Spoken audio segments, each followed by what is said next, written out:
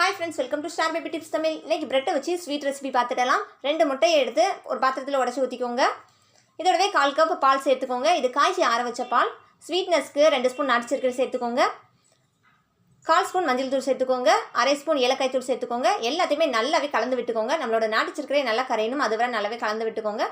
இப்போ ஒரு தோசைக்கல் வச்சுக்கோங்க. தோசைக்கல் ஹீட் ஆனதும் வெண்ணெய் சேர்த்துக்கோங்க. தோசைக்கல் முழுவதும் ஸ்ப்ரெட் பண்ணி விட்டுருங்க. இப்போ பிரெட்டை நம்ம கலந்த கலவையோட முக்கி இது போல் சேர்த்துருங்க. மேலேயும் அந்த முட்டையோட கலவையை லைட்டாக ஊற்றி விடுங்க.